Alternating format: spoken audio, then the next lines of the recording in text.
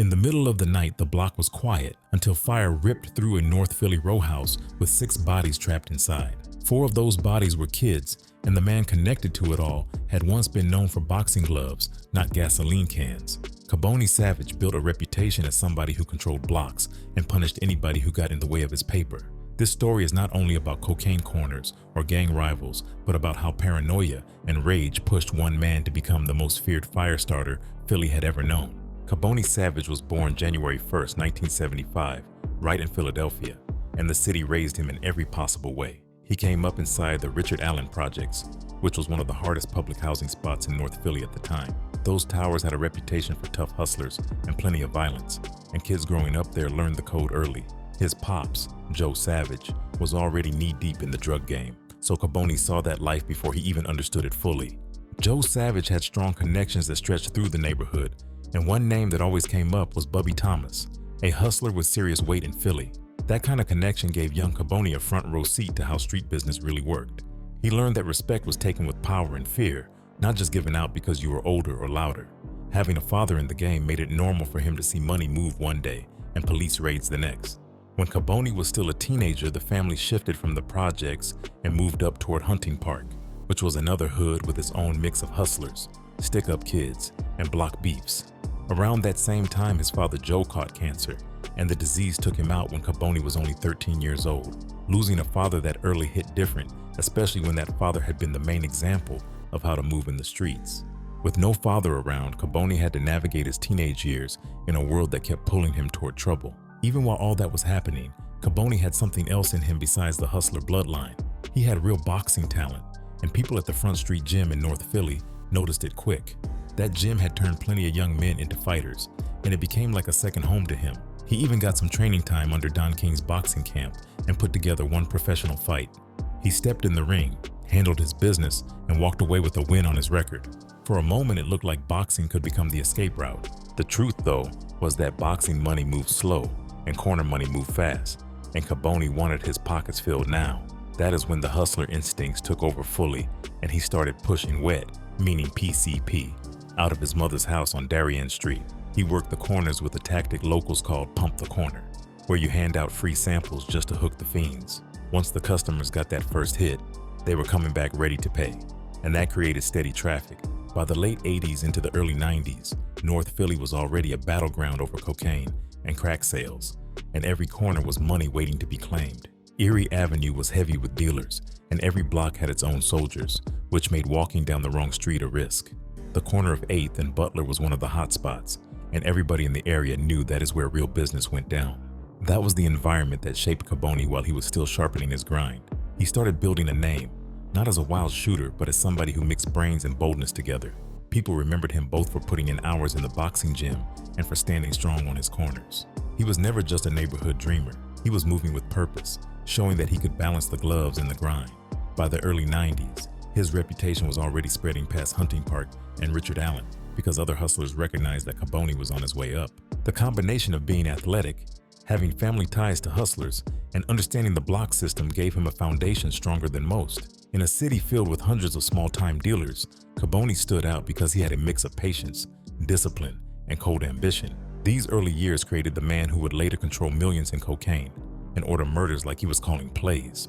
The seeds of fear and respect that would mark his entire career were already planted back when he was just a kid in North Philly, trying to figure out whether boxing gloves or corner bags would carry him further. By the late 90s, Kaboni Savage had shifted fully from a corner hustler into a neighborhood power figure. He was no longer that kid selling wet out his mom's house on Darien Street. He was running multiple corners now, with crews holding down spots across North Philly. Cocaine, crack, and PCP moved steady through his hands, and his name was ringing heavier on Erie Avenue. He had figured out how to take corner money and turn it into weight money. The Philly drug game was in a storm through the mid-90s, with the crack epidemic reshaping entire neighborhoods. Bodies were dropping over corners, police were stretched thin, and homicide numbers stayed high every year. By 1990, the city recorded 500 murders, and through the decade, the numbers rarely dropped under 400. Places like Erie Avenue, Hunting Park, Germantown, and Logan were hot zones with steady traffic and frequent beefs. If you wanted to be serious in that world, you needed muscle, organization, and discipline. Kaboni brought all three together and kept climbing. Kaboni moved beyond street-level hustlers by linking with figures tied to the Erie Avenue mob, one of the most active cocaine rings in Philadelphia at the time. Federal files later confirmed he was moving multi-kilo amounts, stacking serious weight compared to neighborhood dealers still fighting over corner scraps.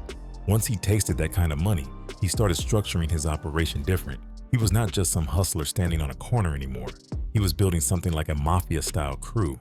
That structure became known as the Kaboni Savage Organization, or KSO, though in the streets people rarely used the official name. Folks just said, "That's Kaboni's world," because every block he touched felt like it belonged to him. He had people working shifts, taking orders, and answering to him like soldiers under a boss. Everyone had a role, and everyone knew the consequences for stepping wrong. The system was tight because he mixed family, loyalty, and fear together. His main muscle was Lamont "Pappy" Lewis, a shooter with a reputation for handling dirty work quick. Lewis grew up in the same North Philly environment and became the enforcer Savage trusted the most. When there was a problem with the rival dealers or suspected snitches, Lewis was the one who handled it. His loyalty and his willingness to pull the trigger made him irreplaceable inside KSO. Another key figure was Robert B.J. Merritt, who happened to be Kaboni's cousin. Blood family ties gave him a different kind of access inside the organization. Merritt played the role of backup muscle and driver, someone who could handle both enforcement and daily operations. He had no issue rolling with Lewis when things needed to get physical.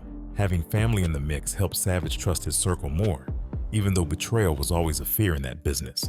Handling distribution and corner management was Stephen Northington, who made sure the product reached the streets without interruption. Northington worked the mid-level connections and kept the corners functioning smoothly. He coordinated shifts, handled cash flow, and made sure the drugs moved efficiently. Savage understood that violence kept people in line, but organization kept money flowing, so he gave Northington the authority to manage dealers under the KSO umbrella. Then there was Kidada Savage, his sister, who became the messenger and organizer, moving between her brother in custody and the streets. She carried instructions, helped arrange money drops, and kept communication running when Kaboni was locked down. Her role as financial link and trusted family member made her essential. Federal prosecutors later painted her as the connector who tied orders from inside prison to actions carried out on the streets. Through the mid-90s, KSO's reputation spread past North Philly corners and into wider circles of the city. The crack epidemic meant demand was endless, and Savage knew how to meet it with ruthless control. If rivals tried to test his blocks, they faced retaliation from his shooters. If customers owed him, fear kept them paying. KSO had the balance of supply and terror, which is why they stayed strong, even while other crews collapsed under pressure. North Philly at that time was crowded with different sets fighting over survival. The Junior Black Mafia had been big in the 80s, but by the 90s, new players filled the gaps. Crews like the Bath Street Boys, the Erie Avenue Mob, and various neighborhood posses kept tension alive. The police could not slow the flow because corners regenerated faster than raids could remove them. Savage used this chaos to his advantage, stepping into voids and taking over abandoned spots. By 1998, federal surveillance already placed him as a rising figure who controlled more than just local blocks. They believed his crew was distributing hundreds of kilograms across Philadelphia, and his people were feared for violence. Every homicide connected to him raised his status among hustlers and made witnesses more scared to talk. Philly was a city where corner power often ended quickly, but Savage managed to survive and grow because his organization was disciplined. When people in Philly mentioned Kaboni during that era, they said his name with caution because everyone knew his reach was deadly. He was feared in the same way old mafia bosses had been feared, with an organization capable of silencing rivals and witnesses. His circle was small but efficient, with Lewis, Merritt, Northington, and Kidada forming the backbone of his empire. The crew made sure the cocaine kept moving, the corners stayed locked, and any problems disappeared fast. By the early 2000s, the KSO was recognized by both the streets and law enforcement as one of the most organized groups in the city.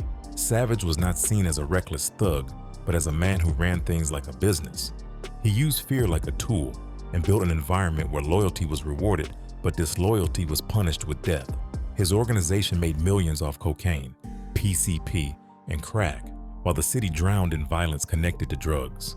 Kaboni Savage had gone from a kid who boxed at Front Street Gym to the leader of one of Philadelphia's most feared drug organizations. His power grew because he combined discipline, organization, and fear in equal measure, and his crew made sure every order got carried out. By the time the new millennium started, he had already left his mark on North Philly.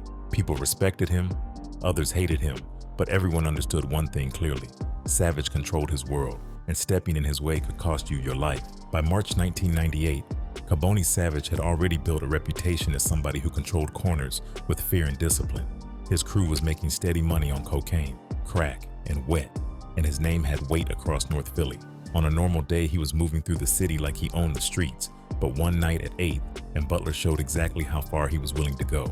That night gave him his first real body, and it proved violence was not just a tool but part of his business plan. Kenneth Lassiter was a barber from outside the city, and he had nothing to do with Philly's cocaine scene. He was in town visiting, and his name never rang out as some hustler or corner boss. On that day in March, Lassiter drove through 8th and Butler, which was one of the hottest spots in Savage's world. That corner was deep with traffic, hustlers, and Savage's people watching every move. Lassiter made one mistake that changed everything when his car accidentally bumped into Kaboni's ride. The story from witnesses later said the bump was minor, but in Savage's eyes, nothing was minor on his corner. He stepped out furious, and the crowd gathered quick because everybody in the area knew how serious he was about respect. Kaboni asked loudly, "Anybody know this dude?" And the silence that followed spoke volumes. Nobody stepped forward to claim Lassiter because he was not from that block and had no protection. That silence gave Kaboni all the justification he needed in his own mind. Without hesitation, Savage pulled his gun and shot Lassiter in front of everyone standing there. The bullets ended Lassiter's life on a corner he did not even belong to, leaving witnesses frozen in shock. It looked like a simple rage killing on the surface, but in reality, the move carried deeper motives tied to business. Savage was not just mad about a car bump, he was looking to send a message to a rival. That rival was Tibbius Tibby Flowers, who had been running his own cocaine corner near the same area. Flowers was not only a hustler, but also a boxer, and he had known Savage from the fight world. Tibby was in the crowd when Lassiter got killed, and he saw the entire thing unfold. For Savage, killing Lassiter right in front of Flowers was a calculated move. It was about creating heat on Flowers' corner because Lassiter's death meant police attention was coming heavy. Savage understood that law enforcement swarming the area would slow Tibby's business down. It was a way to cripple competition without firing shots directly at Flowers. When detectives responded, Lassiter was just another victim caught in North Philly's constant violence. Police eventually connected the murder to Savage, with Flowers becoming their key witness. The fact that Tibby had boxing ties and street ties gave his testimony serious weight in court. Prosecutors moved to indict Kaboni Savage for the killing, and for a moment it looked like his rise might end early. Savage was facing a potential conviction that could bury him for decades. In the meantime, Savage kept moving like nothing had changed, still running his corners and making money. His crew knew the game was shifting because the city was watching closely after the Lassiter murder. The streets were talking about how bold it was to kill a man like that in public. People whispered that Savage did not care about consequences, and that fear only increased his influence. His reputation as ruthless was now stamped with the death of a stranger who had crossed his path. The case against him seemed strong because Flowers was prepared to testify that he saw the shooting. Tibby told police he watched Kaboni step to Lassiter and pull the trigger without hesitation. Prosecutors lined him up as their main witness, and it became the centerpiece of the indictment. Savage knew what that meant because in Philly's drug game, the only thing worse than rivals was witnesses. From that moment forward, Flowers' life was marked in Kaboni's mind. For Savage, the Lassiter case was about more than freedom. It was about proving he could not be touched. Even locked up pending trial, he was known for sending threats from behind bars, and whispers spread that anyone who spoke against him would not live long. That created an atmosphere where people refused to talk, and intimidation became another weapon in his arsenal.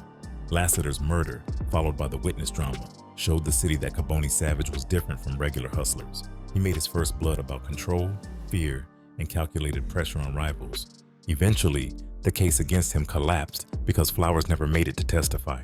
He was murdered in 2004, just days before stepping into the courtroom. Officially, prosecutors suspected Savage ordered the hit, though he was never convicted for it.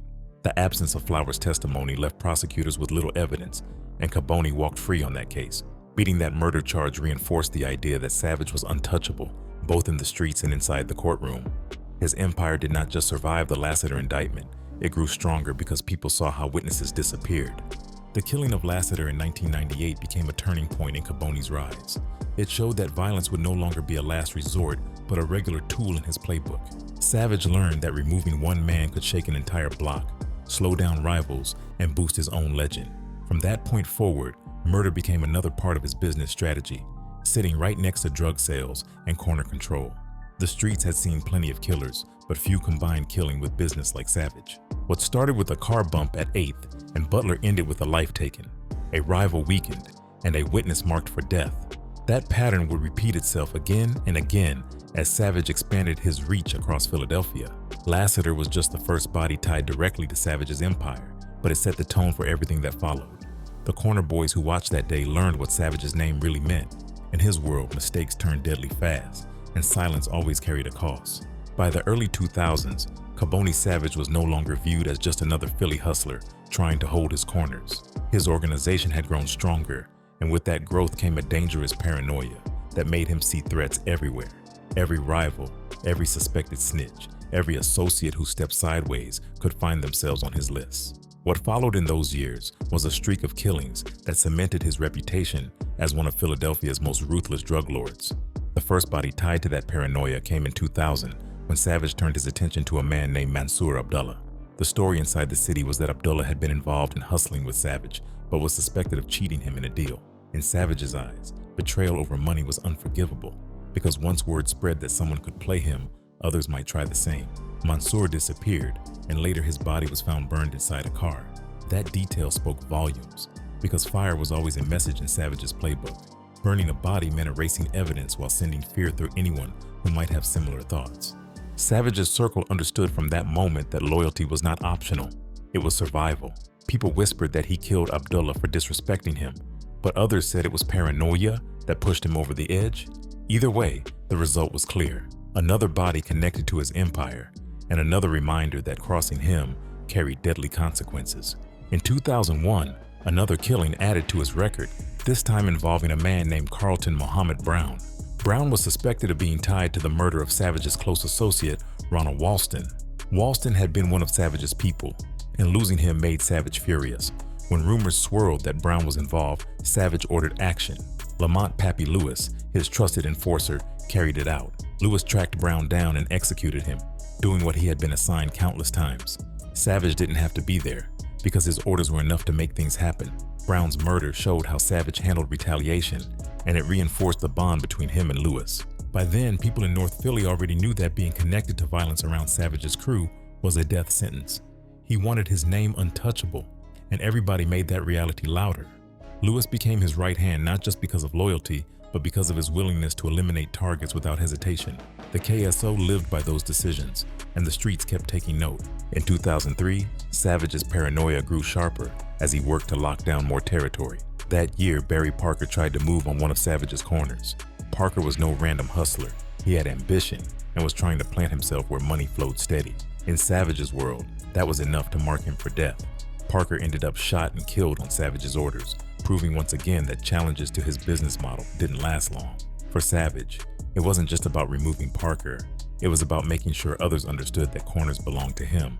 Another name from 2003 shows how far Savage was willing to go in his war against potential informants. Tyrone Tolliver was suspected of cooperating with law enforcement, and for Savage, the mere thought of snitching deserved the ultimate punishment. Tolliver was lured into a trap and shot in the head, execution style.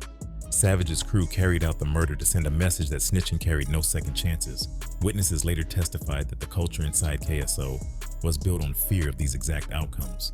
Snitches didn't just die, they died in ways that told everyone else to keep quiet. Looking at the pattern through those years, the line was clear. Suspects turned into targets. Paranoia turned into executions. Savage wasn't waiting for courts or evidence because in his eyes, suspicion was enough. Anyone who crossed him or even looked like they might turn became another statistic in Philadelphia's homicide count. Each killing tightened his grip on the organization and spread fear through rivals, associates, and even family members. Inside his crew, Savage made sure the fear wasn't just about outsiders. He built a pact among his top men that cut deeper than most street codes. The message was simple. If anybody turned informant, it wouldn't just be them who paid the price. Kaboni told them, "Talk, and your mama's house turns into a coffin." That line stuck because everyone knew he meant it. He had already burned a man in his car, so burning a house full of relatives was not far-fetched. His people understood silence was no longer just loyalty, it was a matter of protecting their own families. That kind of threat built a crew culture where betrayal felt impossible, because the cost wasn't one man's life, but the lives of mothers and children. Savage weaponized family bonds by turning them into leverage, and his top lieutenants stayed loyal, out of both fear and self-preservation. Even Kaboni Savage, his sister, became part of enforcing the message, showing that the family itself was bound together in business and blood. By 2003, the KSO had locked North Philly into its grip more firmly than before. Savage's crew controlled cocaine flow across multiple neighborhoods, with corners running like clockwork. Rivals were either dead or pushed out, and law enforcement struggled to piece together cases because witnesses kept disappearing. Every homicide added layers to his reputation, and fewer people were willing to step forward against him. His paranoia may have driven the killings, but the strategy worked because it kept his world intact. The murders of Abdullah, Brown, Parker, and Tolliver showed exactly how Savage balanced business with violence. He didn't need long explanations or public threats because the bodies spoke for him. By mixing paranoia with action, he created an empire where fear became as valuable as cocaine. His name carried weight on Erie Avenue and beyond, and the Savage organization became one of the most dangerous crews in Philadelphia's drug history. The early 2000s marked a period when the city was already drowning in drug-related murders, but Savage's hand in multiple high-profile killings made him stand out. He was feared not because he was loud, but because people disappeared whenever they threatened his power. The killings were strategic, not random, and the fear they generated allowed him to keep moving kilos while the city bled. That balance between business and blood would define everything that came next in his rise. By the time 2004 rolled around, the biggest threat to Kaboni Savage wasn't a rival dealer on the corner. The real danger was Tybius "Tibby" Flowers, the boxer turned hustler who had seen Savage pull the trigger in the Lassiter murder. Flowers had been tapped by prosecutors as the key witness, and his testimony was supposed to tie Savage to the killing directly. For law enforcement, Tibby was the missing piece, the man who could finally break through the silence that always surrounded Savage's name. Savage was locked inside the federal detention center in Philadelphia, awaiting trial for the Lassiter case, but prison walls didn't limit his reach. He still communicated with his people through calls, visits, and coded messages, making sure his crew knew exactly what he wanted. Fellow inmates and prison staff later told investigators that Savage bragged openly about what would happen to Flowers. The words he used stuck with everyone. "Tibby won't make it to court." That wasn't an empty threat, it was a promise wrapped in confidence. For Savage, Flowers was more than a witness. He was a symbol of betrayal. In his code, anyone who lined up with prosecutors had already signed their death certificate. The intimidation game was his specialty, and he had proven before that witnesses didn't last long. People inside the jail remembered him smirking whenever the Lassiter case was mentioned, like he already knew how things would play out. His calm demeanor wasn't confidence in his lawyers, it was confidence that Tibby wouldn't live long enough to testify. On March 1st, 2004, those words turned real when Flowers was gunned down in Philadelphia. Witnesses said the hit was fast and brutal, with 17 shots tearing through his body. The attack left no room for survival, and it happened just days before he was scheduled to testify against Savage. For people on the street, the message couldn't have been clearer. Anyone who thought about testifying against Kaboni Savage was stepping into a coffin before reaching the courtroom. The murder of Tibby Flowers shook Philadelphia's legal system because it highlighted how vulnerable witnesses really were. Prosecutors had built their case around him, counting on his testimony to pin Savage down. Without Flowers alive to speak, the case against Savage collapsed. Defense attorneys pounced on the lack of direct evidence, and jurors never heard from the one man who could tie him directly to Lassiter's killing. The court couldn't make up for that silence, and the prosecution's entire strategy unraveled. In April 2004, Savage walked out of court acquitted on the Lassiter murder. To the streets, it looked like another victory for him. Another example of how he stayed untouchable even with heavy charges stacked against him. People said it out loud. Savage beat the system because his enemies never lived to talk. The acquittal added to his legend, proving that his threats carried weight and his crew could reach anybody. His reputation transformed from dangerous to invincible in the eyes of many hustlers. But the freedom didn't last long because federal agents had already built new cases around his drug and racketeering empire. Just a week after walking free, Savage was arrested again, this time facing charges that stretched beyond a single murder. Authorities accused him of leading a massive cocaine ring, moving hundreds of kilos across Philadelphia and using violence to protect it. Those charges carried long sentences, and Savage was back in custody before he could even enjoy his release. The killing of Tibby Flowers cemented something deeper than courtroom victories. It proved that Savage controlled more than corners. He controlled outcomes. He had shown that he could silence witnesses from behind bars, making federal detention feel powerless. His words from jail weren't empty talk. They were blueprints carried out by loyal soldiers. Law enforcement now saw him as not only a kingpin, but a direct threat to the justice system itself. For his crew, the Flowers hit confirmed their boss's reach and reinforced their loyalty through fear.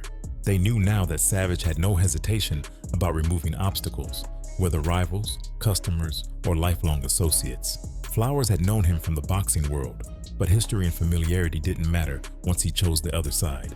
To Savage, cooperation with prosecutors erased every bond, and that decision carried 17 bullets as the penalty. In the aftermath, prosecutors faced heavy criticism for failing to protect Flowers. Families of victims accused the system of letting Savage dictate the streets, even while locked inside a federal facility. For the public, it became another example of how Philadelphia's drug violence bled into every institution, even the courts. The fact that the star witness was murdered right before trial made many lose faith in justice. Savage's legend grew not because of his drugs, but because of his ability to beat murder cases through silence. Walking free in April and then getting arrested again a week later created a strange moment for Savage's story. On one hand, he looked untouchable for beating the Lassiter case, and on the other hand, the feds were tightening their grip. People in Philly whispered that it didn't matter how many times he was arrested, he would always find a way back out. His reputation was now a mix of fear, intimidation, and courtroom victories that other dealers could only dream of. The Flowers murder became the clearest example of how far Savage would go to protect himself. Killing Lassiter had been about showing dominance on the corner, but killing Flowers was about controlling the system itself.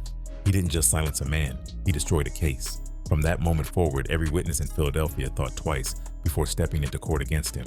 Savage had written a rule book where survival meant silence, and he had the bodies to prove it. By the summer of 2004, the KSO was still thriving, and Savage was still feared. His organization stood strong because people believed no courtroom could contain him. No prosecutor could outmaneuver him, and no witness could survive him. The death of Tibby Flowers wasn't just another killing in Philadelphia's long history of violence. It was the strike that confirmed Kaboni Savage as truly untouchable. When Savage found himself locked inside the federal detention center in Philadelphia, most people thought his run might finally slow down. For a regular hustler, those walls would have ended communication, broken loyalty, and left crews scrambling without leadership.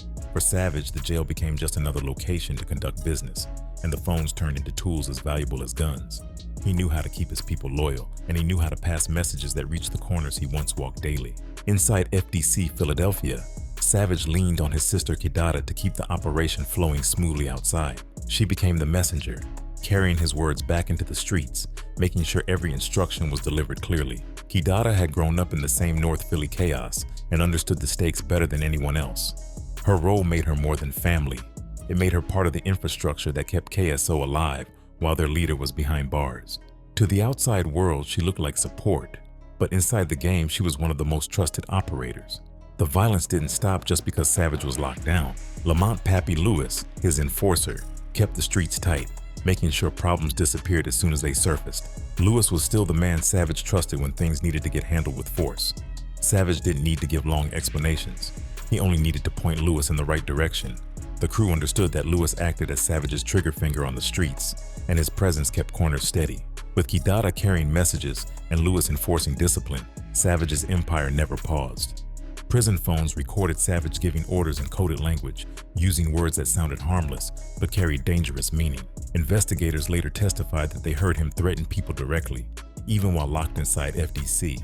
On one call, he told his crew, everybody got to pay, making it clear that witnesses and rivals wouldn't be spared. The confidence in his voice didn't sound like a man cut off from the game. It sounded like a boss running his office from inside a cell. Those threats weren't just for show, because people outside the walls felt the pressure quickly. One example was Paul Daniels, a man Savage believed had information that could hurt him in court. Word spread that Savage sent threats toward Daniels and even aimed them at his family. The idea wasn't only to scare Daniels, it was to remind everyone else that families could be touched. For Savage, fear worked better than bullets sometimes, because once a man believed his loved ones were targets, silence came quick. Another name tied to his threats was Eugene Twin Coleman, once one of Savage's distributors, but later a government witness. Savage made it clear that Coleman's family would suffer for his decision to cooperate. The threats toward Coleman's relatives showed how wide Savage's paranoia spread and how far he was willing to go. Coleman wasn't the only target, but his case stood out because of the length Savage took to intimidate him. Recorded calls revealed Savage discussing Coleman's family and planning retribution that carried more than words. Federal investigators pieced together evidence showing how Savage treated the detention center like an office space. He wasn't pacing his cell worried about freedom. He was conducting business with precision. Every call, every visit, every coded phrase carried instructions for his crew. Witnesses later said he spoke with authority, calm and steady, never panicked about the charges hanging over him. That aura of control made his people believe he would always find a way to stay on top. Even with limited communication, Savage built an intimidation campaign that spread across Philadelphia. Witnesses who considered cooperating found themselves second-guessing after threats reached them or their families. His reputation already carried weight, but hearing threats directly tied to him from behind prison walls made the fear stronger. Everyone watching realized the walls didn't limit his reach, and his influence stretched from FDC Philadelphia to every block he once controlled. Law enforcement caught on to how Savage was operating, but stopping him proved difficult. Every message was disguised, and every conversation could be explained as casual talk until violence followed. Prosecutors later used those same calls to prove his involvement, showing jurors how clearly he kept leading. They argued that no other dealer had turned federal custody into a command center the way Savage did. The evidence showed a man who used every tool available, refusing to let his empire collapse. For his crew, the experience reinforced loyalty through both fear and opportunity. As long as Savage was breathing, his name demanded respect, and his orders demanded action. Nobody questioned whether business should continue, because everyone knew stopping meant weakness, and weakness wasn't an option. KSO's money flowed through the same streets, and Savage's orders flowed through the same voices. To them, nothing had changed except the location of their boss. Prison was supposed to be separation, but Savage turned it into connection. The fear he created reached into homes, into courtrooms, and into neighborhoods across North Philly. The examples of Daniels and Coleman showed how he weaponized threats, how he used family as leverage. He wanted silence, and silence was delivered because people understood what speaking could cost. Savage's reputation grew darker, not because of what he did outside, but because of what he kept doing inside.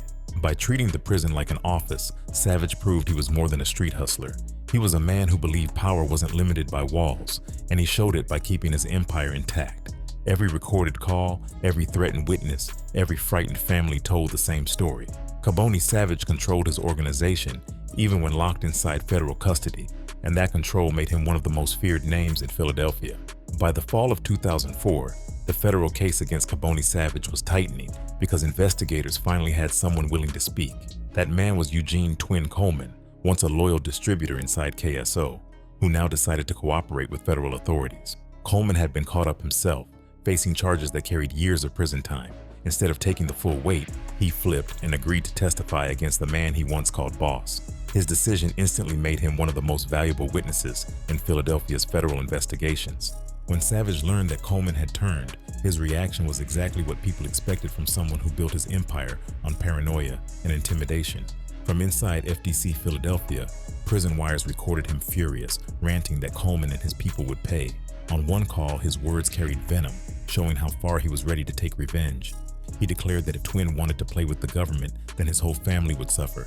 Savage had said before, everybody got to pay, and now that promise was directed at the Colemans. Savage's anger wasn't limited to words, because he quickly turned those threats into action.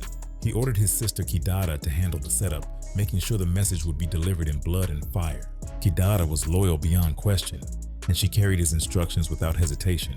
On the streets, people already whispered about her role as the messenger, but this job was different.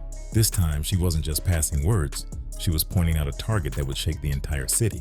The target was Marcella Coleman, Eugene's mother, who lived in a rowhouse in North Philadelphia. Marcella wasn't a hustler or an informant. She was a 60-year-old correctional officer trying to live quietly. Still, Savage wanted her house burned because he believed hurting Coleman's family would send the strongest message possible. For him, silencing witnesses wasn't enough anymore. Destroying families was the new standard for betrayal. He told Kidada to line up Lewis and Robert B.J. Merritt, and the crew moved forward with the plan. On October 9, 2004, the hit team carried out the orders just before sunrise. Kidada drove Lewis and Merritt to the block, showing them exactly which house belonged to the Coleman family. Lewis carried gasoline cans, and Merritt was there to back him up, ready to make sure the job finished. Around 4 a.m., while the city slept, they kicked in the front door and tossed firebombs inside. Flames erupted almost instantly, climbing through the rowhouse faster than anyone inside could react.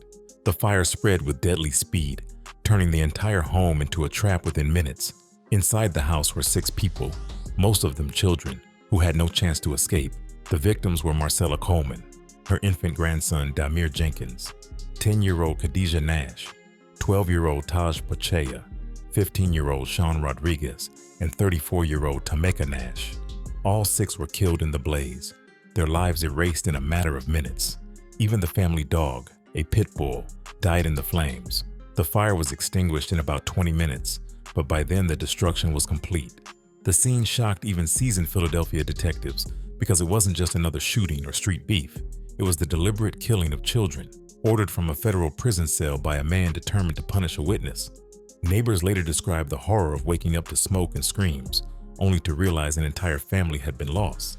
Investigators on scene called it the worst act of violence since the Lex Street Massacre in 2000, where 7 people were executed inside a West Philly crack house. When federal agents confronted Savage about the firebombing, the prison wires captured his coldest response yet. He laughed about the deaths, mocking the victims and showing no sign of remorse. On one bugged conversation, he said, "Pour some barbecue sauce on them burnt bitches." The words were callous beyond measure, proof that he saw murder as entertainment and intimidation rolled together. For law enforcement, that recording became one of the strongest pieces of evidence showing his direct role in the attack. The impact of the firebombing spread far beyond Coleman's family. Across Philadelphia, the message was terrifyingly clear. Cooperating with the government could cost your entire bloodline. People who had considered talking to federal agents thought twice, realizing Savage was willing to kill children to make a point. Inside the streets, his reputation rose to mythical levels of fear. He wasn't just killing rivals anymore. He was burning families alive to keep himself untouchable. The Coleman firebombing also became a turning point in the federal case. It showed jurors, prosecutors, and investigators that Savage's threats weren't idle. He had the power to direct violent acts from inside prison, and he had the loyalty of people willing to carry them out. Lamont Lewis, the shooter, later admitted his role, explaining how he and Merritt threw gasoline cans into the home. He said he hadn't known children were inside, but by then, the damage was done. His testimony confirmed everything prosecutors suspected about Savage's control and Kidada's role in pointing out the house. For the city, the killings were unforgettable because the victims had no ties to Savage's world. These weren't hustlers or corner boys. They were children trying to sleep in their grandmother's home. The brutality of the act stripped away whatever thin line still separated Savage's empire from innocent lives. It reminded people that once fear became his language, there were no boundaries on who could become a target. The Coleman firebombing turned Savage from a feared kingpin into a symbol of absolute terror across Philadelphia. When investigators pieced together the timeline, the evidence painted a chilling picture of how the plan unfolded. Savage ordered retaliation from FDC, Kidada handled logistics, Lewis and Merritt carried out the firebombing, and the result was 6 coffins. It was more than a murder, it was an act of war against the justice system itself. The government saw it as a direct strike at witnesses and their families, meant to paralyze cooperation and keep Savage untouchable. By the end of 2004, the Coleman firebombing had become the defining act of Savage's criminal career. The deaths of Marcella Coleman and her family left a scar on Philadelphia, one that reminded everyone of how ruthless he had become. For the feds, it was the evidence they needed to build a case that no jury could ignore. For the streets, it was another reason to keep quiet, because if Savage could kill children, nobody was safe. The retaliation against Eugene "Twin" Coleman proved something that witnesses already feared. Savage wasn't only willing to kill, he was willing to kill entire families just to protect his empire. His threats of "everybody got to pay" were no longer just prison talk. They were real, and they were carried out with fire and gasoline. The Coleman firebombing became the deadliest act tied to Savage, a moment that defined him as more than a hustler or killer. He became the pyromaniac drug lord, whose power was measured in bodies and ashes. The firebombing of the Coleman house shocked Philadelphia to its core, because 6 innocent people were dead. 4 of them were children, and the brutality forced the public to see Savage differently. He was no longer just another violent dealer. He was the face of something darker. The outrage echoed across the city, and officials called it the worst mass killing since the Lex Street murders. The horror made residents demand action, and federal authorities knew they had no choice but to step in heavier. By 2009, Savage was already in federal custody, but the government brought a sweeping indictment against him. The charges included racketeering, witness retaliation, drug trafficking, and a series of murders tied directly to KSO. The indictment also pulled in his closest associates, including Lamont "Pappy" Lewis, Robert B.J. Merritt, and Stephen Northington. Each of them was accused of playing roles in murders and drug distribution under Savage's orders. The case was built to dismantle the entire organization, not just the man at the top. The government's biggest breakthrough came when Lamont Lewis decided to cooperate. For years, Lewis had been Savage's most trusted shooter, handling killings with ruthless precision. But facing the possibility of death or a life sentence, he broke down and flipped. His testimony became a centerpiece of the case because he could recount murders in detail, straight from Savage's orders. In court filings, Lewis described executions, corner shootings, and the night of the Coleman firebombing. He admitted his role, explained Kidada's involvement, and confirmed Savage's leadership at every turn. When the trial finally opened in 2012, the courtroom carried the weight of years of bloodshed. Prosecutors presented taped prison calls where Savage threatened witnesses, bragged about violence, and mocked the dead. They built the case slowly, showing jurors how every act connected to his control over KSO. The strongest moments came when Lewis testified, because his words peeled back the reality of Savage's rule. On the stand, he broke down describing the Coleman firebombing, his voice cracking as he admitted what happened. He told jurors how the fire spread instantly and how screams echoed before silence filled the house. Jurors sat stunned as Lewis cried, describing how he carried gasoline cans into the rowhouse. He said he hadn't known children were inside, but he still carried out the orders. His emotional breakdown became one of the defining images of the trial because it showed the human cost of Savage's empire. Prosecutors leaned on that moment to drive home the coldness of Savage's leadership. They reminded jurors that the man in the defendant's chair had laughed about burning victims afterward. The defense tried to paint Lewis as unreliable, a man willing to say anything to save himself. But the government had more than his testimony. They had Savage's own voice, captured on bugged prison calls, threatening witnesses and bragging about violence. In one recording, he mocked the Coleman family deaths, making the infamous barbecue sauce comment. In another, he reminded associates that anyone who testified would see their families destroyed. Jurors heard his voice, clear and confident, leaving no doubt who gave the orders. By May 2013, the verdict came down, and Savage was convicted on all major counts. The jury found him guilty of 12 murders committed in aid of racketeering, along with drug trafficking and witness retaliation. The guilty verdicts confirmed what the streets had whispered for years. Savage was behind a wave of killings that kept Philadelphia bleeding. For prosecutors, it was a rare victory in a case against a drug lord who had long seemed untouchable. For families of victims, it was finally recognition that the man responsible would face consequences. In June 2013, Savage returned to court for sentencing, and the punishment was historic. The judge handed him 13 death sentences, the most ever given to a federal defendant at the time. Each murder carried its own penalty, stacked one after another, leaving no chance of escape. The courtroom heard statements from victims' families, who spoke about the pain left behind by his violence. Savage showed little emotion, maintaining the same cold presence that had defined him for years. For Philadelphia, the sentence was a signal that his reign of terror was over. The fallout didn't end with Savage, because his closest allies also faced heavy time. In 2014, Kidada Savage was sentenced to life in prison for her role in the Coleman firebombing. The court held her responsible for driving the killers and pointing out the house, sealing her fate. Robert B.J. Merritt and Stephen Northington were both sentenced to life as well, convicted of racketeering and murder charges. The only one spared a full life sentence was Lamont Lewis, who received 40 years because of his cooperation. His testimony had saved him from death, but he remained in prison with no possibility of freedom anytime soon. After sentencing, Savage was transferred out of Philadelphia and shipped to the highest security prison in America. He arrived at ADX Florence in Colorado, the so-called Alcatraz of the Rockies. There, he joined other notorious federal inmates, locked down 23 hours a day under heavy isolation. Even inside ADX, his name carried weight, but the walls finally cut him off from the streets.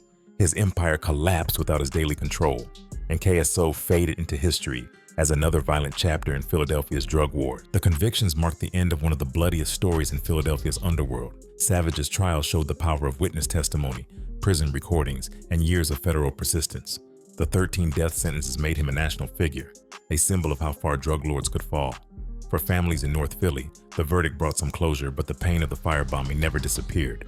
6 innocent lives, including 4 children, remained the darkest mark on his legacy. After the 2013 sentencing, Kaboni Savage disappeared into the walls of ADX Florence, the most secure prison in America. Locked down 23 hours a day, he lived under a regime designed for the country's most notorious inmates.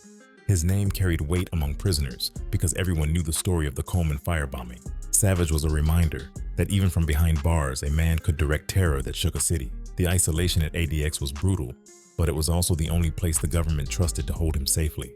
Inside ADX Florence, Savage became another number in the federal system, but his reputation never vanished. Guards and fellow inmates knew him as the Philadelphia kingpin who turned paranoia into gasoline and flames.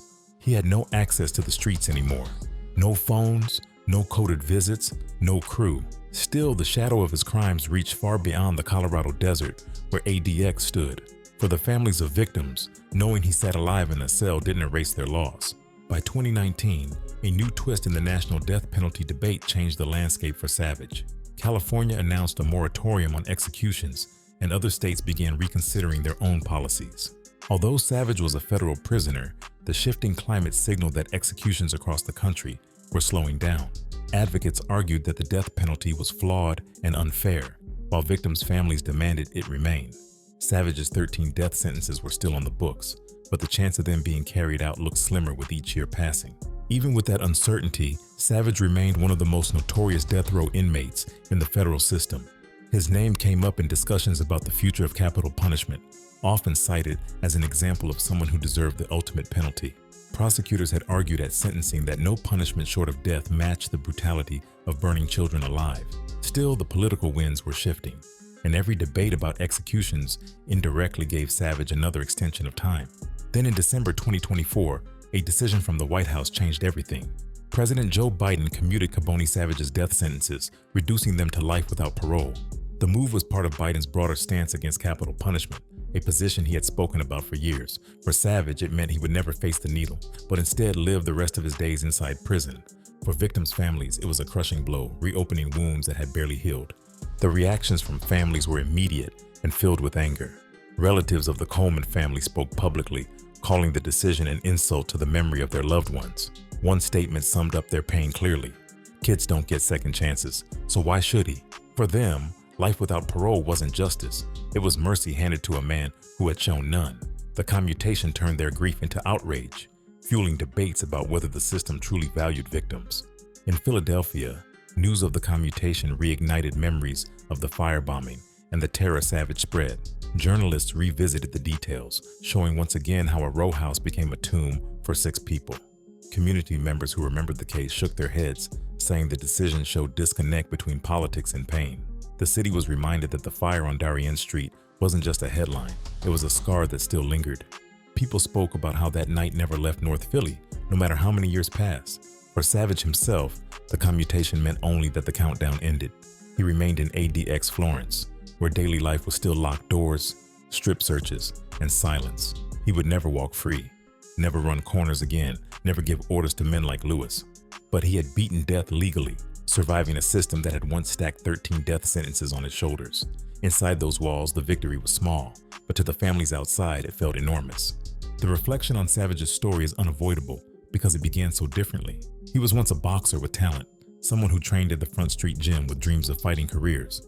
He even stepped into the ring professionally and walked away undefeated in his single fight. But ambition turned into paranoia, and fists turned into firebombs, leaving behind a trail of bodies and ash. From the Richard Allen projects to ADX Florence, his life became a lesson in destruction. Philadelphia remains haunted by the Coleman firebombing, the deadliest act tied to a single drug kingpin in the city's modern history. Every anniversary, the names of the 6 victims come up, especially the children who never had a chance. Marcella Coleman, Khadijah Nash, Taj Porchea, Sean Rodriguez, Tameka Nash, and infant Demir Jenkins are still remembered. Their loss turned Savage into a symbol of how far violence could reach when fueled by power and fear. Tying back to the beginning, the story ends where it always pointed. One night, a block silent, and flames ripping through a rowhouse. Savage went from a young boxer with potential to a pyromaniac drug lord who treated families like pawns. His paranoia burned through Philadelphia, and the echoes still remain in the city's streets. Life without parole means he will die in prison, but the story of Kaboni Savage will never fade.